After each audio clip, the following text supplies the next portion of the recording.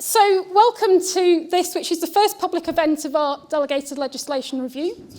Many of you are familiar with the Society's work in this area, so you'll know that we've been working on delegated legislation for over a decade, since well before it was fashionable because of Brexit and COVID to take an interest in this stuff. So in 2014, we wrote a book, the first study of the parliamentary scrutiny of delegated legislation for decades, called The Devil is in the Detail. Out of our research, we've developed a software application called the Statutory Instrument Tracker, which enables us to monitor on a daily basis all the statutory instruments that are laid before Parliament and gives us the raw data for much of our research. Now, my colleague Thangam, who's at the back of the room, will be doing demonstrations of the tracker in the break and at the end of today, so you can have a look. And a lot of that data you will be familiar with because I know many of you have used our coronavirus SI data dashboard over the last 18 months or so, and it's the tracker which drives the data which we put on that website. So whereas it used to be incredibly difficult to interest anybody, and particularly journalists, in delegated legislation, it has, of course, the reason we're all here, it's risen up the political and constitutional agenda. And the events of the last few years have brought the issues into sharp relief. There are serious questions about the accountability of ministers to Parliament, and it's a question that lies at the heart of parliamentary government, hence the Society's interest. The Society, along with bodies like the Bingham Centre, the Constitution Unit, the Public Law Project, have been working together over the last 18 months or so on these issues to highlight the extent to which Parliament has been marginalised and turned into something of a rubber stamp for significant decisions affecting our society and our economy. But delegated legislation is not going to go back into relative obscurity. If you look at the bills that are before Parliament, if you look at the trade agreements that are going to have to be delivered, the common frameworks governing the devolved settlement, the Northern Ireland Protocol, and Lord Frost's planned review of retained EU law, this is all going to involve delegated legislation. So it's going to remain at the heart of the contentious political and policy debates ahead. So we think the review is timely, and we also think it's a good moment to galvanise the concerns of MPs about this issue. Because frankly, if not now, when? We've long recognised that scrutiny in the House of Lords is better than in the Commons, not perfect, much scope for improvement, but better than in the Commons. So today's event is deliberately focused on MPs primarily. Now, the last few years have also been, of course, politically divisive, but this is an issue that goes beyond party. It's an important political and constitutional issue on which I hope that we can find common ground between members across the parties. So we hope that the review will be a platform for critical conversation and constructive conversation. So, today's panel, it's about finding out where there is common ground, where there's similar concerns among MPs about delegated legislation, where there's some scope to work together, and to bring ideas to the table for consideration as part of the review. I'm going to speak a little later on in the second half of the event with my colleague Tom West, who's managing the review day to day, and we'll talk through some of the practicalities. But before introducing the speakers, I just want to say a few words of thanks for the Legal Education Foundation, who are supporting this initiative over the last couple of years. So, without further ado, I'm going to introduce the speakers. First to speak will be Thangam Debbonaire, to my left, your right. Thangam is the shadow leader of the House of Commons. She tells me that she was a whip for Bays and Defra, and enjoyed the statutory instrument committees, which is not something everybody can say. Then we will turn to Mark Harper, who is a former government chief whip, former minister in a number of departments, who's signed statutory instruments, and likewise takes an abnormal interest in these things, level of interest for members. And then we will take Patrick Grady, who has also been a whip, shadow whip, and has been a member of the procedure committee. So what we're going to do is go through the three speakers and then have a bit of a discussion about the issues that arise before throwing it open to the floor. So without further ado, Thangam. Thank you, Ruth, and thank you. I can't believe it. There's a whole room full of people who want to talk about delegated ledge.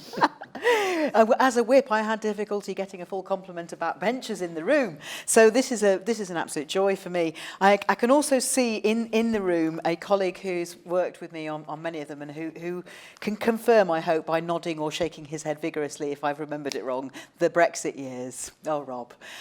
We had so many statutory instruments to do in the Brexit years. This is, by the way, not about whether or not you think Brexit is a good or a bad thing. I'm just going to park that. This is about the sheer volume of statutory instruments that had to be brought in. And I'll give you as an example of the sheer volume. Some of you may know I was once upon a time a cellist, and I have a string quartet, a parliamentary string quartet, no less, whose name is indeed the statutory instruments. That's how nerdy we are. But the reason it's called that is because one day in the Brexit years, we were rehearsing in my office very late at night, which is when we did, like when everyone else had gone home and we'd been voting at goodness knows what time. And we'd rehearse in my room, and one evening, one of our number who has a day job as being a TV presenter, had inconsiderately arrived without her music stand. She'd come straight from the studio, and I fashioned a music stand for her out of box files of statutory instruments, which were all labelled statutory instruments, DEFRA, week beginning such and such, statutory instruments, DEFRA, week beginning such and such. And eventually, after we'd been rehearsing, she looked at that and said, that is a perfect pun for us. We are the statutory instruments, and we have been ever since. But the point about that for me at the time was that those box files were dominating my life. Please, anyone can correct me if I've remembered this wrong, but it felt like we were doing 3 or 4 a day at certain points. We were certainly doing many a week. What was also happening was a sort of groundhog day. We'd do a load one week, and then the next week we'd come back and I'd say, I'm pretty sure we did this one last week. And some poor civil servant would have to pass a note to the minister saying, yeah, you did, but there was a wording that we got wrong and we're having to do it all over again. And I felt really sort of sometimes ground down by this, but also sort of oddly fascinated by the idea that these things were actually going to make a huge difference to people's lives. Some of them really massive differences, in that the law that was being transferred was now going to be in UK law, and it was done in a particular way that if we got them wrong, we would actually be changing the law. So it did really matter. And what happened as an opposition party was that we had the support of, some good advisors, but not many. It's not like the civil service. If you're in opposition, you don't get a lot of what's called short money to fund your special advisors. You get a very small amount of short money, and nobody's going to bring out the violins for us there, but that was literally sometimes a big problem when you had 2 or 3 a day, every day, and then you'd be doing more next week, and then the next week, and then the next week. Now, at that point, normally, if you've got a lot of legislation on as a opposition team, you turn to the stakeholders. You turn to the charitable sector, or the specialists, or the business sector, or the farming sector, or the fishery, whoever it is. But I think we got to a point where even the stakeholders were on their knees saying, enough, we just can't keep doing this. And I don't think it was partisan. I'm not even sure they were commenting to the government either. I think they were saying to both government and opposition, we just can't tell you anymore what we think because we're SI'd out. Now, that was the first time I thought there's a really big problem here, because when the stakeholders can't keep an eye on something that literally affects their livelihoods, not mine. If the National Farmers Union hasn't got capacity anymore, who were very, very well able to scrutinise things, but when they were running out of steam, then that's a problem for both government and opposition, and for scrutiny and for public policy on farming. I tried to find, here's my second, so that's my first problem, is capacity. Okay, they were weird years, but it's still a bit of a problem if you don't have the capacity to be able to do the scrutiny properly, because you're doing a bill, you're doing 2 bills as a department, you've also got all these SIs, and you haven't got someone who's expert, and the stakeholders aren't always able to advise you. So that's the first problem. The second problem for me was the fact that are they taken seriously enough? And I'm speaking here in an individual capacity. I'm not speaking on behalf of Her Majesty's Opposition. I'm speaking as me with my experience as a whip, but also from observation as Shadow Leader of the House of Commons. When there's a lot of them going through in particular, but not always, if they're long, if you've got new backbenchers, which, after every general election, you go through a period where everybody seems like they're new, and they're not all, but there's a lot of new people who don't really even know what it is they're supposed to do. And training them into that can be quite difficult if you're struggling to give your frontbencher the support that they need to be able to make the good arguments that they want to make. So that's another issue.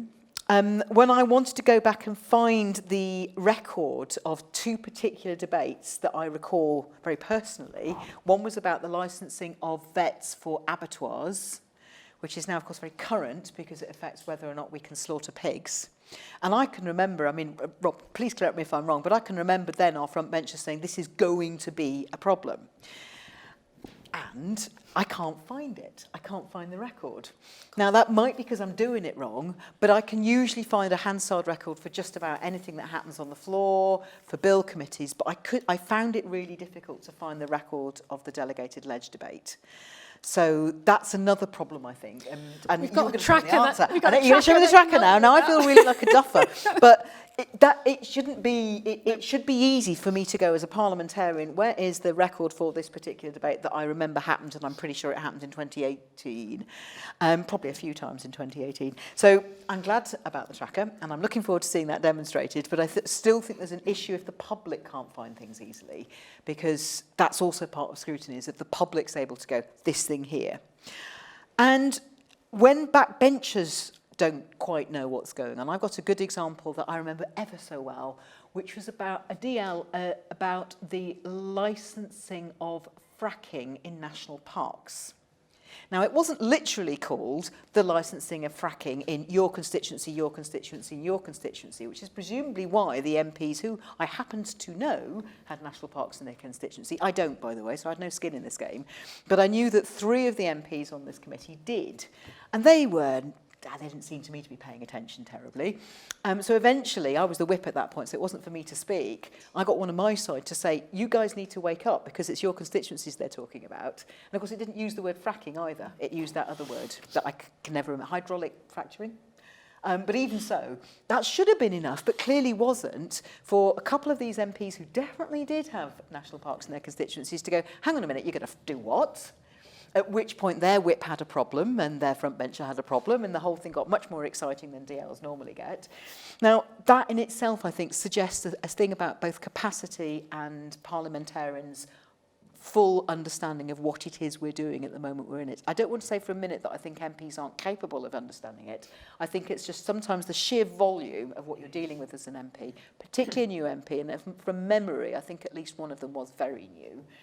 It's quite hard to pick amongst the weeds and learn it's this thing here. So what could make it better? I think there's something about, I mean, I would say this, wouldn't I? But something about short money to fund opposition party scrutiny. It doesn't have to be we all get a statutory instrument advisor, but maybe there being a pool from which Patrick's party and mine could draw for advice. Better committee resourcing is another way of doing that. So rather than resourcing us, resource the committees in a different way. I think the library responses, which I use all the time for primary legislation, is there a way perhaps that when delegated ledge is sifted that could identify the need for a library briefing? That could also help, because that's usually a way that backbench MPs get to go, it's this is what I need to know about. And I think making sure that policy questions are not unanswered, because I know, having sat on primary legislation committees, that frequently there are little more or less gaps where a minister will say, and we'll fill this one in with statutory instruments. And that's fine, because there are, obviously, I would not disagree that there's got to be times when a government says, this one's going to change, we're going to need to update it. Of course there needs to be a provision for a statutory instrument. But there have been times when you're on the border between, is this the primary legislation? Is that really what primary legislation should be doing, or should it not actually be setting out policy direction? So I think there should be a way of assessing that on merit, about whether or not a statutory instrument the provision for a statutory instrument should even be in the primary legislation. I don't have the answer to all that, but I do think that we are not going to see the end of SIs anytime soon. They're going to be with us. And what we don't want is for the 8:55 shift just to be seen as a punishment slot for MPs that didn't do what they were supposed to do the other day. But actually, it should be a place where MPs come to scrutinise the government. I want to finish on the fact that I know plenty of MPs who do a brilliant job at this, by the way, on both sides. I've seen some really good scrutiny take place on SI committees. But I've also seen MPs who've just got too many things going on saying to me as a whip, can we hurry up, please? I mean, not just my side, but the other side as well. You know, I've got something on. And that shouldn't be that shouldn't be how we approach delegated legislation. I think we've really got to learn why it matters, and we've got to make sure that new MPs get access to good, high-quality training, which I'm turning to you for, maybe, Ruth, but I think there's got to be a way of improving the initial training for MPs so they understand what the point of that is. Thank you.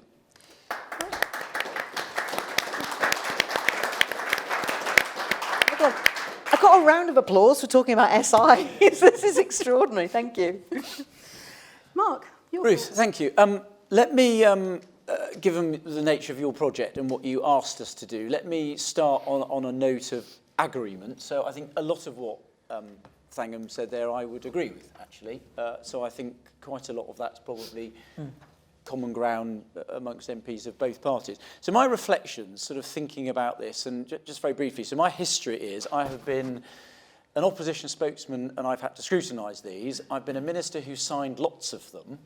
I'm also a slightly weird minister. I used to like being scrutinised. I used to like going to the House of Commons and asking questions. It was like great, but most ministers actually don't. So you can't rely on a minister being weird to get the scrutiny. And I've also been the government chief whip, which means I've both been responsible for getting the government's business, but I've also been the person who's tried to, working with the leader of the House of Commons, in pushing back on ministers who haven't felt appropriate scrutiny was required and told them it jolly well was. So I've done sort of all of those things. And then latterly, over the past 20 months, or since about a year ago, I've chaired with Steve Baker, who you'll be hearing from later, he was my deputy, the COVID recovery group of Conservative MPs, who, if I put it in a short instance, our job has been to ask the questions that, frankly, if I may say so, Thangam, the official opposition should have been asking, but wasn't, to press ministers on having to provide evidence, challenging what they wanted to do, not necessarily in the end disagreeing with everything, but insisting that when you're making really big decisions that are going to affect people, the burden of proof is on ministers to justify what it is they're doing. And the job of members of Parliament is to make them do that. So that's kind of where I'm coming from. So I very much welcome this project, and as it goes through, if I can help at all in any way, I'm very happy to do so. So I think for me, I think there are clearly, the use of SIs in many cases is clearly very appropriate, and it's the right thing, and the level of scrutiny they get is absolutely bang on for the level of decision they're taking. But there are clearly cases where the use of an SI is maybe not appropriate in the first place. It should be done in some other way. But even if a statutory instrument is the right policy tool or the right legislative vehicle, the way we currently scrutinise some of them doesn't really meet the scope of what it is that we're doing. And one of the key things, I think, for the project to look at is who decides what type of legislative vehicle you use. At the moment, it is the government, whether it's primary legislation or secondary legislation, and what sort it is. And who is the way of testing that? Should there be some ground rules that everybody agrees? And then some way of, just having everyone comfortable with the level of decision and the type of scrutiny. So I think that would be something to look at. If I take as an example, because it happens to be most topical, Thangam has spoken at length, but perfectly reasonably, about the Brexit piece. If I pick on the COVID piece, the work the Society has done sort of set out, there's been 513 COVID SIs, that's probably already increased, but most of them were not actually very controversial and haven't become so things haven't emerged about them that have become controversial. So an awful lot of them, I think perfectly appropriately, were done through delegated legislation and were scrutinised in a perfectly sensible way, were not terribly controversial, did the necessary things to get us through the pandemic. However, there were clearly some that were enormous, and I'll go on to talking about those in a minute, but just to show, I think, picking up on a couple of points Thangam touched on, you can make the current procedures work if you are prepared to persevere and make a nuisance of yourself. And if I just pick up one where I think I was the only person that banged on about it, last autumn, the government introduced lots of SIs on COVID which had enforcement powers in them. And it gave to a group of people powers to use reasonable force. So perfectly uncontroversially, it gave that power to police officers, which I think is absolutely, police constables. who are trained to use reasonable force, do already have those powers for criminal activities, perfectly appropriate.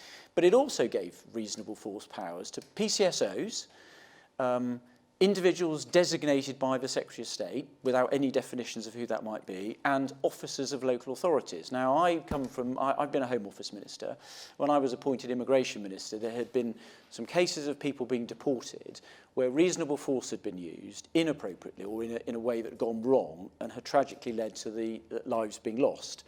And we set up a review to how do you use reasonable force in a way that deals with the thing you're trying to do, but does it in a safe way that doesn't lead to harm coming to people. And so I was concerned about these powers because I had seen what had happened when it was used inappropriately. And I was concerned that a PCSO, an untrained individual designated by the Secretary of State or a local authority employee would end up using reasonable force, and at the result of it, someone would be injured or tragically died. And I only really understood that because I had experience in my ministerial role. So I sort of banged on about it in a committee. I did something that doesn't happen very often. I went to a committee I wasn't on, which members of Parliament are entitled to do. They can't vote on them, but they are able to go and ask the Minister difficult questions, which I did. And I made the point very strongly in the House of Commons and through the media. And actually, as a result of banging away and privately, I did get ministers to drop reasonable force powers to anyone other than the police constable. So I would argue, and it's not trying to make out I did a fantastically good job, it's just to say you can, by persevering and beavering away and making good arguments, and perhaps I scared ministers witless about what might happen if the powers went horribly wrong, but you can get something to happen. So that is an example where powers, you can use existing scrutiny processes. Where I think they were massively inadequate or SIs were inappropriate were for the lockdowns. So I have thought about this. When I was talking to Tom about it, I was thinking there might be a sort of third way. But my conclusion is if you're doing something really, really big, shutting down the country for 6 months, as we did between January the 6th and July the 19th, it is not appropriate to use a statutory instrument of any description, actually. My conclusion is we should have used primary legislation, perhaps on an accelerated timetable, and if there had been some level of urgency to implement measures fast, we should have used the provisions in the Civil Contingencies Act, which give ministers sweeping powers, but with much tighter parliamentary control and have ministers on a much shorter leash. But in conclusion, and I hope this dovetails into the review, I do think there is a space between really significant things that you really should use Acts of Parliament for, even if you do them on an accelerated timetable, and things that are perfectly properly done with statutory instruments using our existing scrutiny mechanisms, either negative or affirmative. I think there is probably a gap for things that are quite significant, but probably don't justify an Act of Parliament, or maybe, as Thangam have said, things that change, that need to be filled in over time. And we need a better way of scrutinising those. Maybe the aspects would be, do you have more time? Do you have a default to them being on the floor of the House of Commons rather than in a committee? And are they amendable? And I think those are all things that the committee could usefully look at, and also a test about who makes the decision, can it be challenged, and who ultimately decides how we scrutinise them. And I think those are all things that are very valuable. And I think for those people that think this is anorak territory, they just need to look at the scope of power that can be exercised by ministers with very little scrutiny at the moment that can affect everybody's lives. And hopefully we will never repeat what's happened over the last 20 months, but it was an example of powers buried away in Acts of Parliament that people probably didn't realise were there, the breadth of them and the difficulty it has been for members of Parliament to scrutinise them. So I think, summary, fantastic project, really good, and I'm really pleased to help kick it off in what has hopefully been a reasonably consensual manner. And I look forward to your questions, and I note with interest the fact there are some very eminent people in the audience who know more about statutory instruments than I've even forgotten, and I look forward to your very difficult probing questions.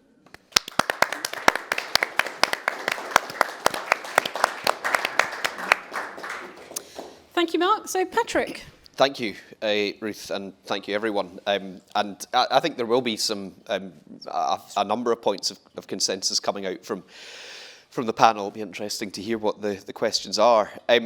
after the 2017 election, the SNP contracted quite significantly in our parliamentary group. We went from 56 to 35 members, but we still had to fulfil our responsibilities as the third party in the House of Commons. We had to make sure that we had a representative on as many DL committees, certainly ones that were UK-wide or had a Scottish interest in them, and we had to make sure we were on all the select committees.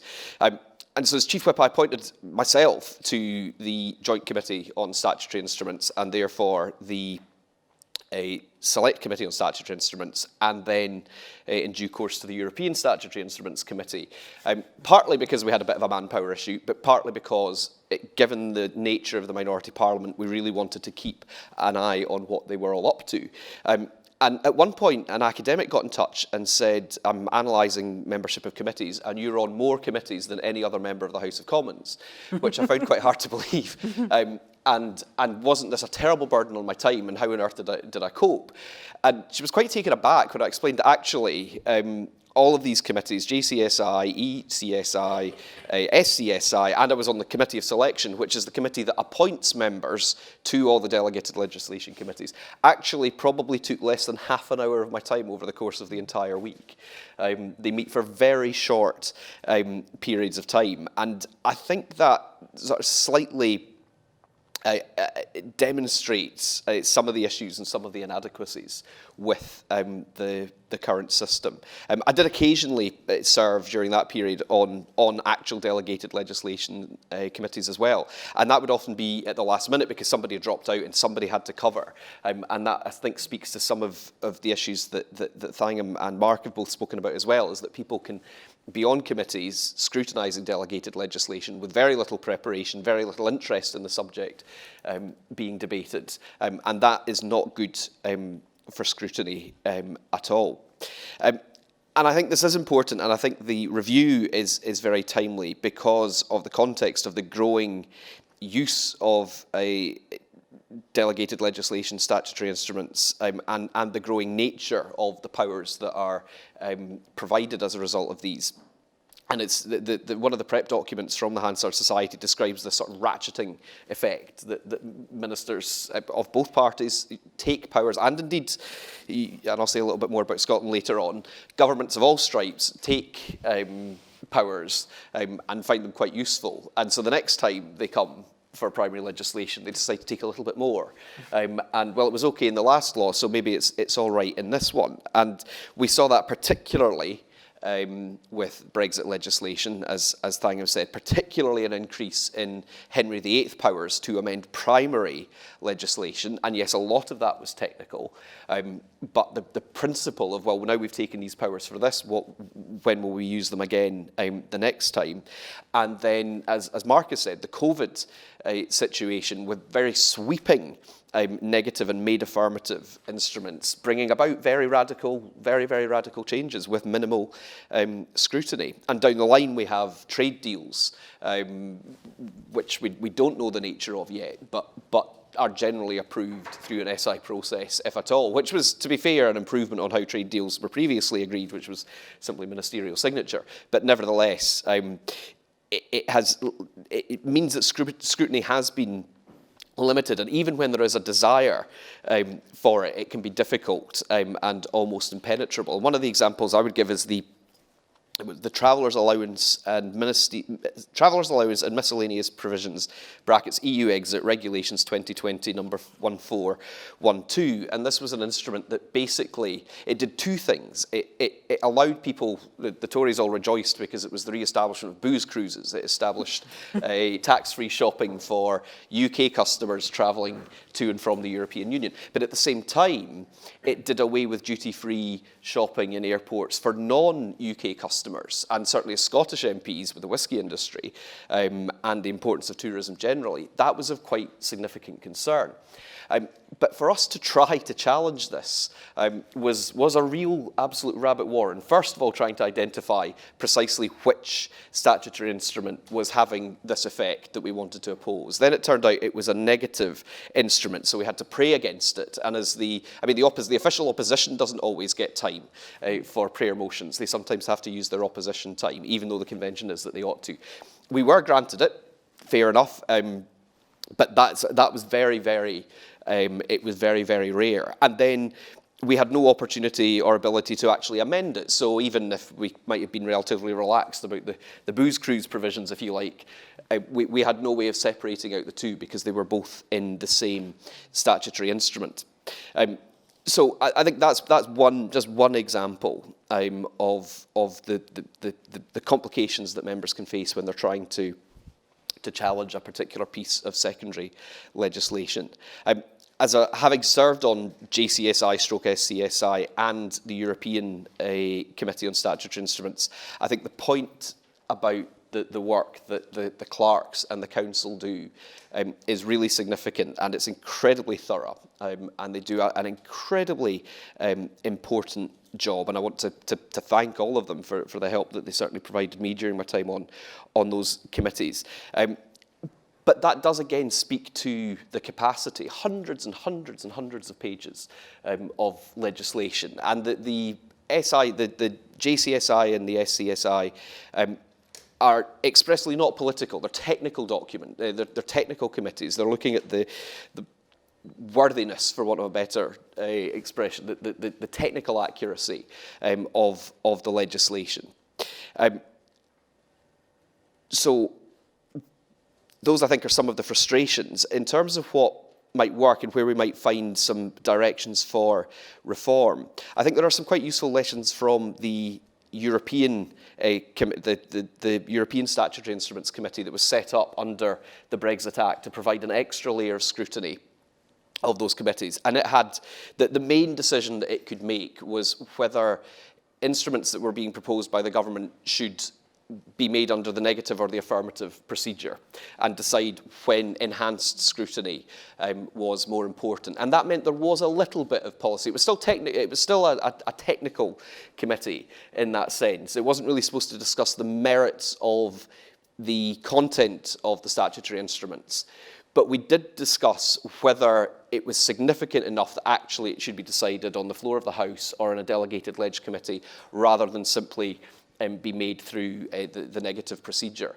And that, I think, was quite a useful exercise, and it's still ongoing with some of the legacy SIs. And maybe that points at least in the direction, perhaps that's something that the Joint Committee on Statutory Instruments might take on reasonably simply. Interestingly, and not to go too over time, that committee, because of all the mad stuff that went on in the Brexit Parliament, was also required under standing orders to be gender balanced. So that when I wanted to take myself off the committee and put one of my female colleagues on, I wasn't allowed to, because it would have upset the gender balance of the committee. It was quite a strange thing. And just a brief reflection from Scotland. In the Scottish Parliament, they have a delegated legislation and law reform committee, and that's similar to JCSI in terms of this technical scrutiny. But the equivalent of the DL committees is the actual policy committees of the Parliament. A committee is designated as a lead committee for each statutory instrument that comes through, and it has to give a certain kind of approval in the same way that a delegated leg committee has to. But that is a committee that's composed of people who, whether they wanted to be on it or not in the first place, nevertheless develop a specialism in that subject area, because they conduct reports, they conduct inquiries in the way that our select committees do. They also scrutinise primary legislation in a way that we don't. In the House of Commons, we create committees for public bills, for delegated legislation. In the Scottish Parliament, the subject committee carries that scrutiny right the way through. So perhaps there's a lesson to be learned there. So those, I think, sort of point some of the way forward. I think opportunities for amendment, whether we have a kind of standing committee for delegated legislation, or whether there's a role for the departmental select committees, whether the JCSI can have powers equivalent to the European Stat Committee, or whether there's a more fundamental, I think beyond that you probably have to get into a more fundamental reform of the entire legislative process, and it becomes a much more theological question, and maybe outside the scope of even what the Hansard Society is looking at in this. But I hope that's helpful, and look forward to the discussion.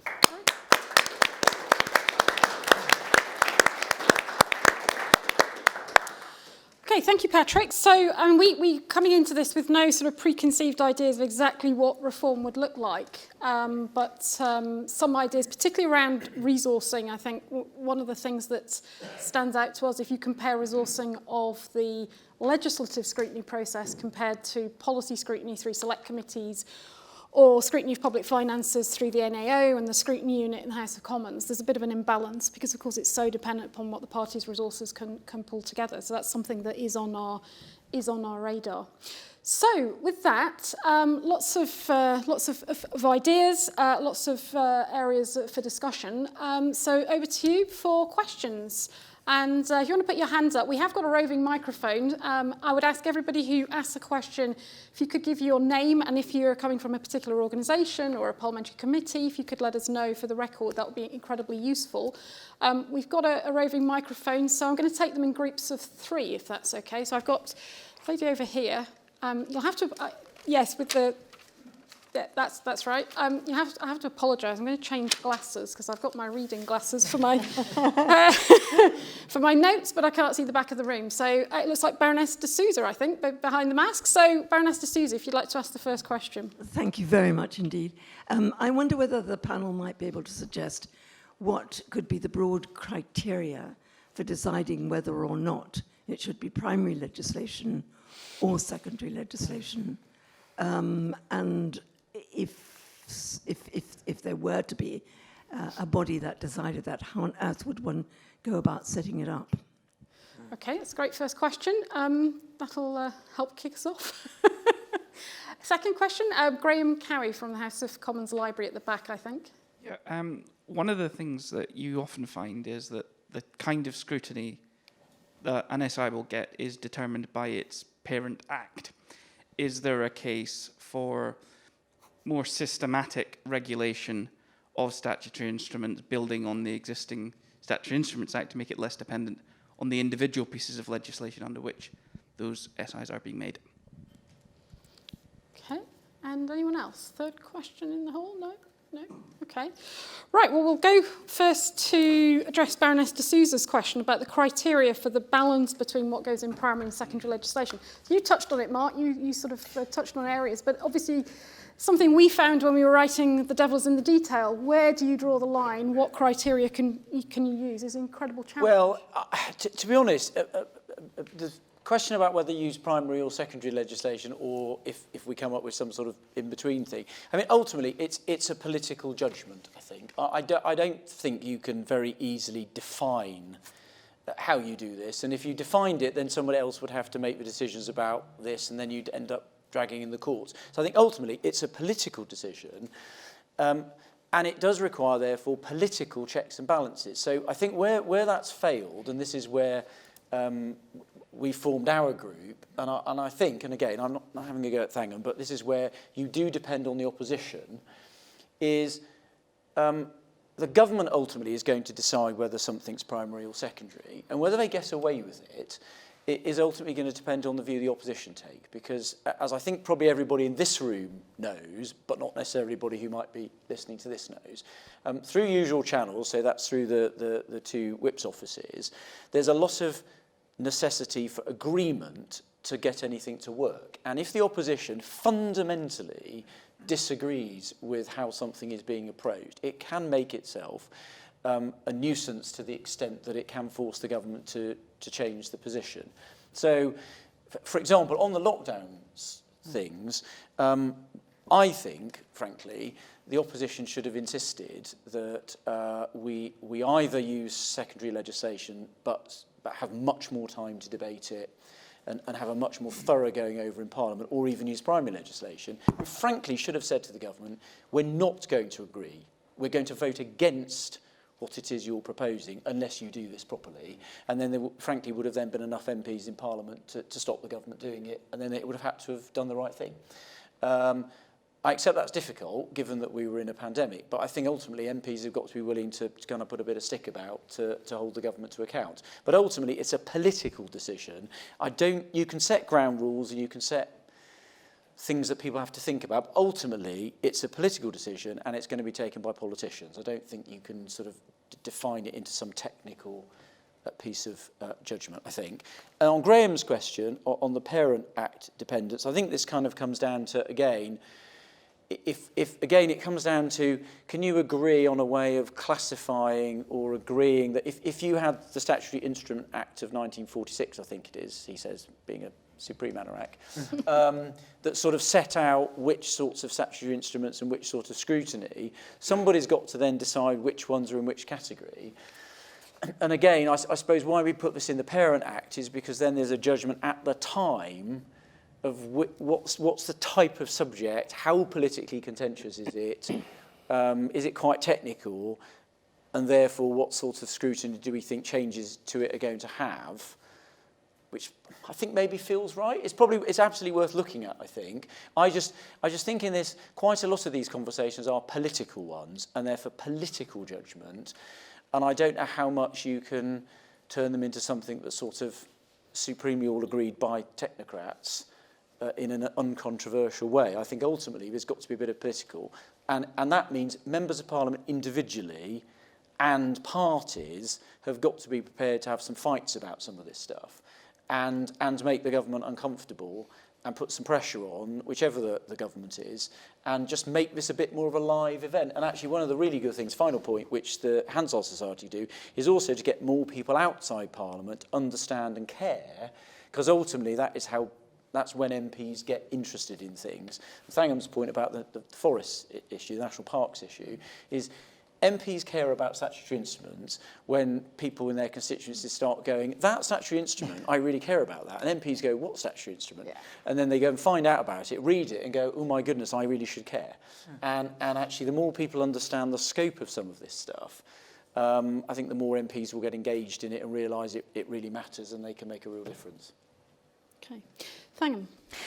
Well, I mean, it's going to be disappointing if we all agree on a lot. So I'm going to try and pick holes in a bit of what Mark said. I mean, I think in relation to scrutiny during the last year, well, it's more than a year now, isn't it? 2 years. I think that's been difficult on all sides, actually, because quite often the people who have very good arguments for why something should or should not have been done in a particular way in the last 20 months either couldn't be in Parliament because they're clinically extremely vulnerable or for all sorts of other reasons. It's been, I think that's actually affected all parties. I think that there have been times when it's been quite difficult to mobilise MPs on all sides around a statutory instrument and to care about it. And that's why I picked the fracking one, because it was one where virtually everyone on the committee didn't want fracking in their patch, and that does require better knowledge. Fracking was an easy one because once the colleagues had worked out actually this is about fracking. It's about something very technical to do with energy that I can't even understand, but I'll just sort of sit here and wait for the vote and then I'll go and have a cup of coffee. Then it became really important because fracking at that time, seems like a distant memory now, was incredibly political. There were a lot of debates, there were lots of people. Now, so I'm sort of with Mark there in that I think if members of the public actually understood what gets voted through and how, they would care more. I don't think I've ever been 38 degrees about an SI. I might be wrong. I don't think so. I really might be wrong, but I don't think so. And I don't think that's lack of interest in fracking, for instance, because nobody did do a petition on that. It was, we spotted it and then that was that. I think giving the government a hard time, and is there a case for reforming the statutory instrument legislation? Yes, it is 1946, political anomaks of the world unite. Is there a case for reforming it? I think there probably is, because certainly, as the Hansard Society pointed out in this lovely book, which I did read all of, the use of statutory instruments has gone up and up and up. And at that point, you have to ask yourself if the purpose it was intended to fulfil in 1946 is still the same purpose it's fulfilling now, which then comes back to, well, which things should be SIs and which things should be primary leg? Right this second, a little bit rabbit in headlights, I'm struggling. I did have an example earlier of which thing did I think should have been primary leg and ended up in SIs.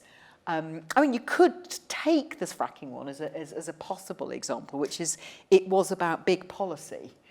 And it did have a big impact on a lot of people, and it was a definite policy choice. Mark's right, it's a political decision. It's a political decision if the government wants to do it, it's a political decision if the opposition wants to make a fuss about it. But should there be a general principle? I think there should, actually, Baroness de Souza. I personally think we should have at least a dividing line which says this is big policy, really doesn't have a place in SIs.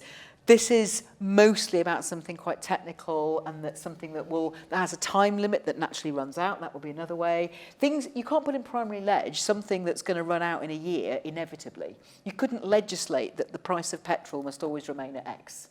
That, so if you were going to have a price control piece of Parent Act, you'd need to have a statutory instrument to implement it. But there are these things in the middle where I've sat on statutory instrument committees and I'm not sure actually whether this should have been somewhere else. By then, of course, it's too late. Could the answer be a sort of a sifting committee? Because this is something we've looked at in the past. This idea that, rather than having a sifting committee just for European statutory instruments, as we had as a result of the European Union Withdrawal Act, could we have a sort of a sifting committee? Permanent committee looks at all SIs, gets them, says, with advice and all the sort of technical and research support, the kind of committees that the House of Lords has, they could learn a lot from, look at them and say, you know what, actually, we think that's a negative, we think that's an affirmative, or reshape the procedural model and apply the political judgment through a permanent committee of the House? I mean, I think so. I think I was at least hinting at that. I think that JCSI/SCSI could probably take that on with relatively, I mean, it might be wrong, but with relatively little change to the way that it operates, other than that our meetings would be a little bit longer, but that wouldn't necessarily be a bad thing because they're very quick. They're very, very quick meetings. And that, as I say, I think is one of the positive sort of lessons to have learned from the ECSI a experiment, if you like, or process. I think there probably could be. I think the short answer to Graham's question is yes. There could be a more systematic way, and that is probably the way to do it. Is with some sort of sifting committee, and it would answer the issue of legislation, primary legislation that has been written a long time ago that has led to SIs that are still that have taken on more significance or controversy, and now the House would actually prefer to have a full vote on the floor or even through DL, but they're being made negative through the negative procedure, and that I suppose also kind of goes back to the question from Baroness de Souza, and I would agree with a lot of what Thangam was saying. I mean, primary legislation, I think, the clue is almost there. It's new things. Secondary legislation should only be flowing from what is new. So anything that is new or different. And if you're putting secondary powers into a piece of primary legislation, we're calling it a Parent Act, and we're using that expression. If we're putting those powers in, but actually it's going to give ministers power to do very new and radical things, then at that point, that the primary legislation, the primary scrutiny should be stopping that, or at the very least asking why. And we went, I've just been on the Elections Bill Committee, and we went through a little bit of that. Because there are some quite sweeping. There's actually Henry VIII powers in it, I think, because they need to go back and make relatively technical changes just to make sure everything's up to date. But that speaks to the need for full reform of election law, but that's for another day. Okay, we've got a question down here from Lord Hodgson on the second row, and a question here from Paul Evans, and then the gentleman I can't see behind the mask on the second row, sorry. We'll take those Robin three. Hodgson, I chair the Secondary Legislation Scrutiny Committee in the House of Lords.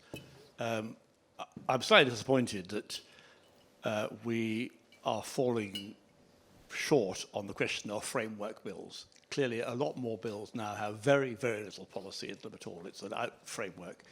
And that actually to say it's going to be very difficult not to find a way to make statutes amendable or have a higher level of scrutiny, I think we're slightly letting the horse escaping. The point I wanted to raise was about the morphing of guidance and regulation. That's a good point. We start off with regulations that are perfectly clear, and then guidance comes out, and the courts increasingly are saying, have regard to the guidance. Now, what does that mean? Have regard to, does it mean I looked at it and I said, fine, I don't like it, or had you better have a jolly good reason for not obeying it, because that means that the government can add guidance and actually add a third layer of law without even having to go anywhere near Parliament at all. Yeah. Okay, thank you. While the microphone moves, I'll ask the panel to respond to that question, and we'll get the second question from Paul Evans on the front row. Thank you, Luke. Oh. Thangam, do you want to go first? Well, I just think of so many times when I've heard a front bencher when I've been whipping a bill who said, but how can we possibly vote on this clause when what you've basically got in here is this will be dealt with in guidance. And that's not what's on the face of the bill. That's what the minister said in answer to your questions.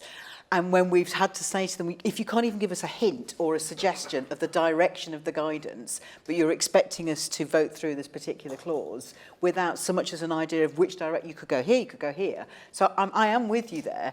I think the slipperiness between guidance and regulations is really, really problematic for those people who have to enforce it and those people whose jobs depend on being able to follow what does that mean. Do I follow this or do I not? But certainly from a parliamentary point of view, I'm afraid to say I think that I've seen a tendency of ministers to say, we'll sort that out later. And if you're doing something quite major in legislation, I really don't think that ought to be an option. There ought to be at least something on record in Hansard which says this is the direction we think we're going in, so that we, the opposition, can then hold the government to account and say, but hang on a minute, you said you're going in that direction and this guidance says this. Patrick? I agree. Matt, have you anything to add? Just very briefly, on the framework bills thing, so there's a real question here which is worth you, I think, covering in the review. Personally, I think it would be better if you added your weight to pushing back on having fewer framework bills and having more stuff in the primary legislation. And the fallback position is you have framework bills, then you have to do a better job on the secondary stuff. But I don't think we should just give up on trying to push back on more stuff being in primary legislation. I think that's a fight worth having. And I did used to say that even when I was the minister, sometimes to the chagrin of my civil servants. On the guidance and regs, I 100% agree with you on that. One of the real problems during COVID, and actually COVID's highlighted this, is the way things that were guidance were then interpreted by officials, police officers and others into the law, and people were arrested and prosecuted for things that were just guidance.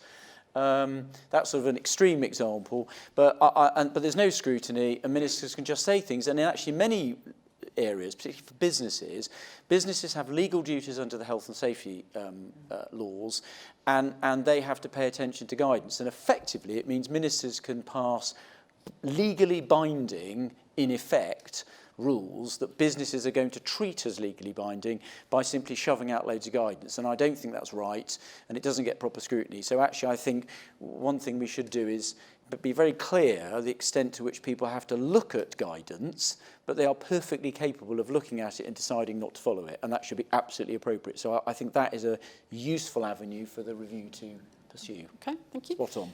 Paul? Picking up on the point that Parliament's specialism is policy, technocratic scrutiny, and the mention of the NFU and, members sit up when their constituents start objecting. Is there a case for doing more upstream scrutiny of delegated legislation, in particular putting in consultation requirements, possibly into the Primary Act, for which the reward, if you do the scrutiny, if the consultation properly and it comes out pretty straightforwardly, the reward is an accelerated process through Parliament. There is the example of the Social Security Advisory Committee, which is a rather complicated, high-level version of this. It could be perhaps developed more widely. Thank you. A gentleman there. Ronan Cormican, Bingham Centre for the Rule of Law. I'm slightly disappointed, Ruth, you didn't recognise me after all these Zoom meetings. Just picking up a point that Thangam made about being able to find stuff. I think that's a key aspect of the system. And in terms of reforming the process, reforming the procedure, one of the legal principles should be findability and navigability of the SIs. So that means finding the one that you need, which is relevant to you, and then finding the provision in it, which is the provision that you need. And I can give one concrete example, which is the same example that Thangam has given.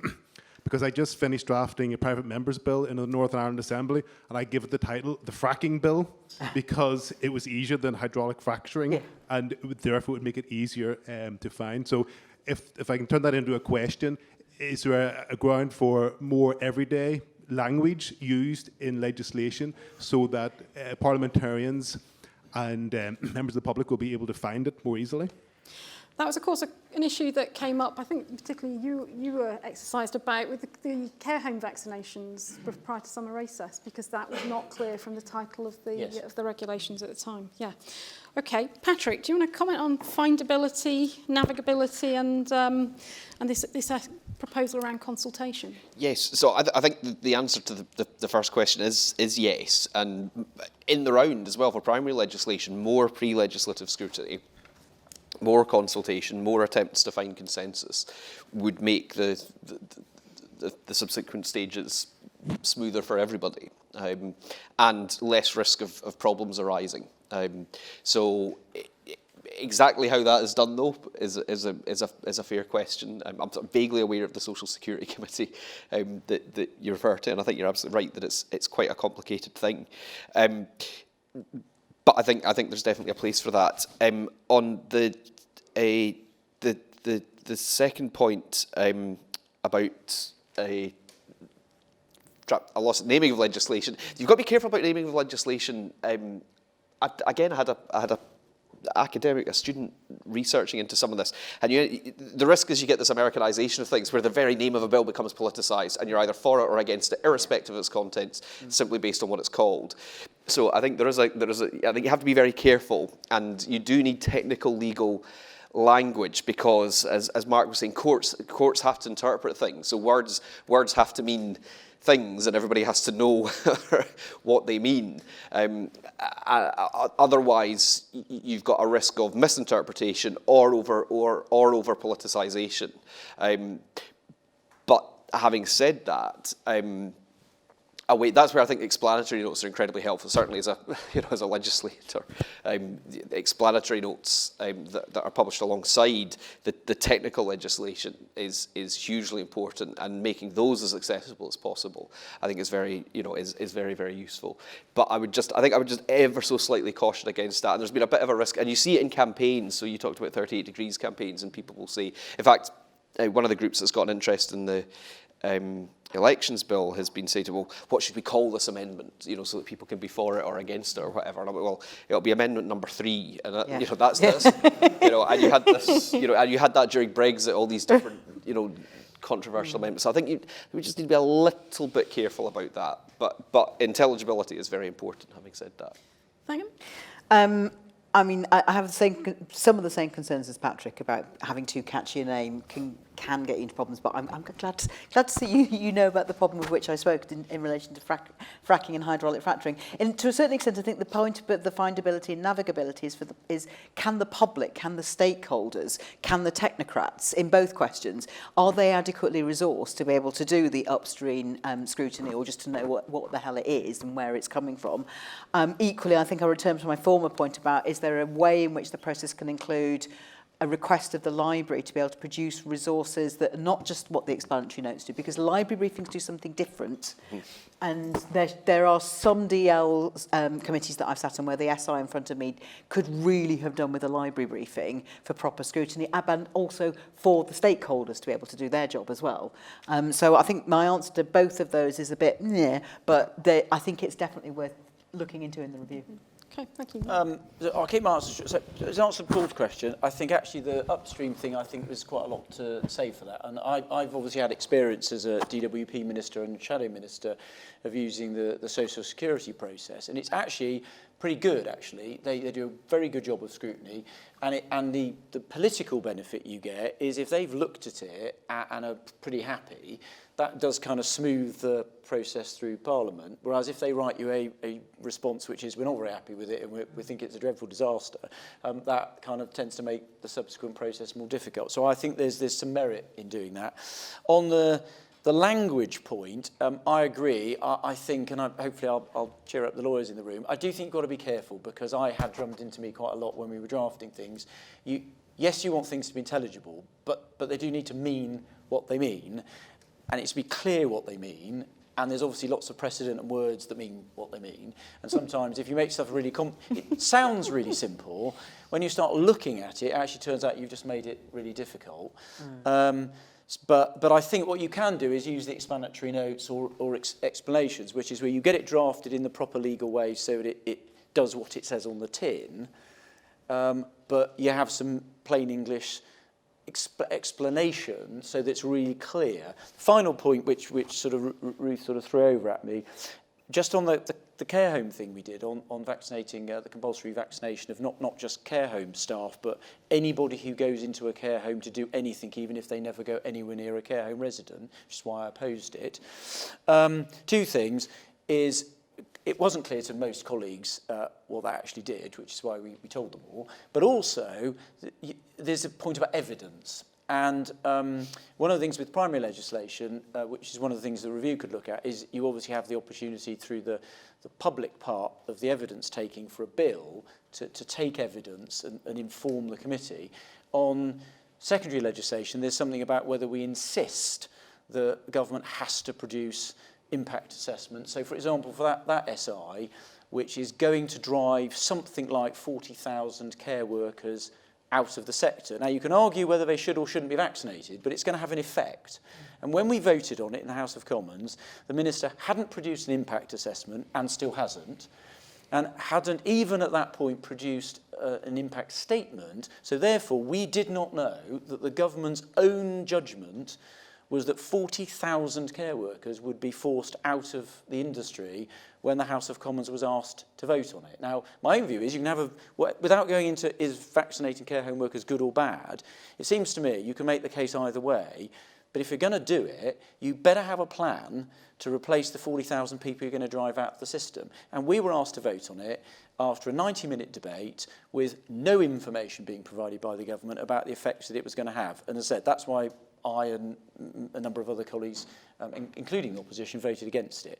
And I'm afraid it is having the consequences we feared, and it is blocking up hospitals, and I think will contribute to a very serious care crisis this winter. And the problem is, we didn't talk about any of that because we didn't have any of the information. So I think one of the things for the review is make ministers provide evidence and data so that we can take proper decisions on the facts, or make it very clear that they don't have the facts, and then we can vote accordingly. So that was something I hadn't intended to talk about, but you threw me all over, so I thought I'd bat it back at the audience. And I've now sounded more critical of the government than the opposition. For doing that this afternoon. Great. Well, thank you. It's a good note to finish on. Our hour is up, I'm afraid, so we're going to have to stop there. But if you want to know more about the care home regulations and the background to that, and also to Lord Hodgson's Secondary Legislation Scrutiny Committee account of those fantastic work, which was very, very critical of the lack of explanatory information. You can find it in our latest report, which is on your chair. Most of this will be familiar to all of you. This report is intended for audiences who are fairly new to delegated legislation, but nonetheless I hope you find it of interest. So with that, we've got a 10-15 minute break. Just checking the time, we'll be back here at 5:20, if that's okay. There's tea and coffee at the back. You can have a look at our statutory instrument tracker to the right for a demo, and we'll see you back at 5:20. Thank you. Can I ask you to give your appreciation for our speakers? You've been excellent. Thank you.